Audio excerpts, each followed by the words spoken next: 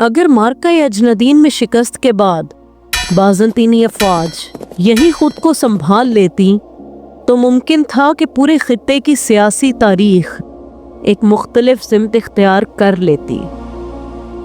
लेकिन फाहल ये सिर्फ एक मुकाम नहीं था, ये एक फ़ैसला था, एक ऐसी वादी जहां रुक जाना या आगे बढ़ जाना सिर्फ एक लश्कर का नहीं बल्कि पूरे जनूब शाम के मुस्तकबिल का फ़ैसला था। और यही वजह थी कि मार्का अजनदीन के फ़ौरन बाद बग़ैर किसी ऐलान के, बग़ैर किसी मुआहिदे के, दोनों ताकतें कुदरती तौर पर इसी वादी की तरफ खिंचती चली आईं। ये था मार्का फ़हल, ये मार्का जिसे अरबी मसादिर में यौम फ़हल कहा जाता है और जिसे बाज़ मौरख़ीन यौम रदाग़ा यानी दलदली मैदान का दिन भी कहते हैं। फ़तह शाम के दौरान खिलाफत राशिदा और बाज़ंतीनी सल्तनत के दरमियान लड़ी जाने वाली इन जंगों में शामिल था जिनके नताइज सदियों तक महसूस किए गए। ये मार्का दिसंबर 634 ईस्वी ये जनवरी 635 ईस्वी यानी ज़ुल्क़त 13 हिजरी में फ़हल कदीम पेला और इसके गिरदो नवा बिसान स्कैथोपोलिस में पेश आया। ये वो खित्ता था जिसे आज उर्दन वैली के नाम से जाना जाता है। यहाँ एक लम्हा ठहरिए, ये कोई आम मैदान नहीं था, ये वो ज़मीन थी जहाँ रास्ते वाज़े नहीं थे, जहाँ मिट्टी सख्त नहीं थी और जहाँ जंग सिर्फ तलवार से नहीं बल्कि ज़मीन से भी लड़ी जानी थी। मार्का अजनदीन के बाद बाज़ंतीनी अफ़वाज शदीद दबाव में थीं।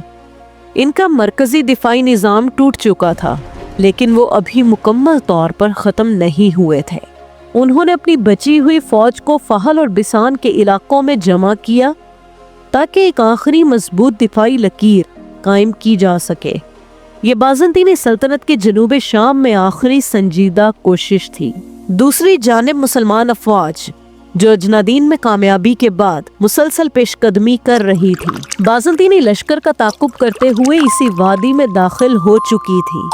ये महज ताक़ुब नहीं था, ये वो लम्हा था जहां ये तय होना था कि जनूब शाम किसके इख्तियार में जाएगा। मुसलमान अफ़वाज की क़यादत इन जलीलुल क़दर सहाबा कराम रज़ी अल्लाह तआला अन्हु के पास थी जिन्हें रसूल अकरम सल्लल्लाहु अलैहि व आलिहि वसल्लम की सोहबत, तवील अस्करी तजर्बा और आला नज़्मो ज़ब्त हासिल था। ये वो शख्सियात थी जिन्होंने न सिर्फ जज्बे के साथ बल्कि सब्र, हिकमत और जिम्मेदारी के साथ मैदान जंग में अपना किरदार अदा किया। हज़रत खालिद बिन वलीद रज़ी अल्लाह तआला अन्हु, हज़रत अबू उबैदा बिन जराह रज़ी अल्लाह तआला अन्हु, हज़रत अमर बिन अलास रज़ी अल्लाह तआला अन्हु, हज़रत शुरहबील बिन हसना रज़ी अल्लाह तआला अन्हु। दूसरी तरफ बाज़ंतीनी अफ़वाज की क़यादत एक सीनियर रूमी कमांडर के पास थी, थियोडोर ट्रिथेरियस। बाज़ंतीनी तारीख़ी मसादिर में यही नाम मिलता है जबकि मुस्लिम मौरख़ीन ने इसी शख्सियत को सिकलार बिन मतराक के नाम से महफूज किया है। ये कोई अलग फर्द नहीं था बल्कि नाम का लसानी फ़र्क था। थियोडोर ट्रिथेरियस इन अफसरान में शुमार होता था जिन्हें जनूब शाम की जोग्राफियाई साख्त, आबपाशी के निज़ाम और दिफाई रास्तों का गहरा अमली तजर्बा हासिल था। फ़ौजी तादाद के बारे में मसादिर में इख्तलाफ पाया जाता है। मुसलमान अफ़वाज की तादाद अमूमन 30,000 के करीब बयान की जाती है जबकि बाज़ंतीनी अफ़वाज के बारे में मुस्लिम तारीख़ी मसादिर 50,000 से 80,000 तक के अंदाजे पेश करते हैं। लेकिन असल फ़र्क आदाद का नहीं था, असल फ़र्क मैदान जंग का था।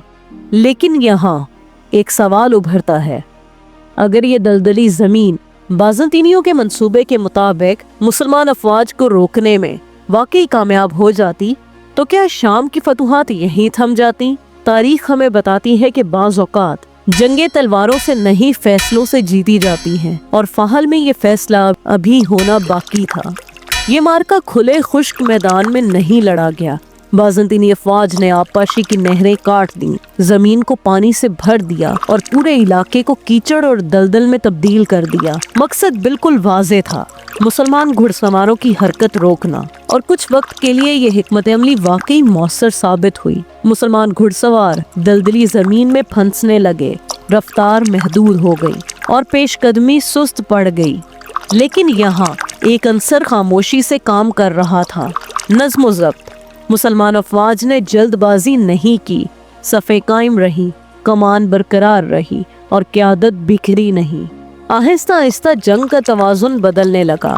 وہ زمین جو ابتدا میں بازنطینیوں کے لیے پائیدہ سمجھی جا رہی تھی، وقت گزرنے کے ساتھ انہی کے لیے بوجھ بنتی چلی گئی، اور جب پسپائی کا لمحہ آیا تو یہی دلدلی زمین ان کے راستے کی سب سے بڑی رکاوٹ بن گئی۔ اس مقام پر معرکہ فحل محض ایک جنگ نہیں رہا تھا، یہ ایک امتحان بن چکا تھا، قیادت کا، صبر کا، اور اس بات کا کہ کون بدلتے ہوئے حالات میں خود کو سنبھال سکتا ہے۔ کیونکہ اصل سوال فتح یا شکست کا نہیں تھا، اصل سوال یہ تھا کہ اس کے بعد یہ خطہ کس کے ہاتھ آئے گا۔ بالآخر مسلمان افواج نے بازنطینی لشکر کو ایک فیصلہ کن اسٹریٹجک شکست سے دوچار کر دیا۔ بازنطینی افواج کو بھاری جانی نقصان اٹھانا پڑا، جبکہ مسلمانوں کا نقصان نسبتاً کم رہا۔ یہ شکست محض ایک فوجی ناکامی نہیں تھی، یہ بازنطینی سلطنت کے لیے جنوب شام میں ایک بڑا اسٹریٹجک دھچکا تھا۔ فتح کے بعد حضرت ابو عبیدہ بن جرح رضی اللہ تعالیٰ عنہ حضرت خالد بن ولید رضی اللہ تعالیٰ عنہ کے ساتھ مرکزی لشکر لے کر حمص امیسا کی طرف روانہ ہو گئے، جبکہ حضرت شرحبیل بن حسنہ رضی اللہ تعالیٰ عنہ اور حضرت عمر بن العاص رضی اللہ تعالیٰ عنہ کو فحل اور اس کے نواحی علاقوں کی ذمہ داری سونپی گئی۔ چند روز کے مختصر محاصرے کے بعد بیسان نے وہی شرائط قبول کرتے ہوئے ہتھیار ڈال دیے جو اس سے پہلے دمشق کے ساتھ طے پائی تھی۔ مذہبی مقامات محفوظ رہے، ذاتی املاک کو نقصان نہ پہنچایا گیا اور ریاستی نظام کے تحت جزیہ مقرر کیا گیا۔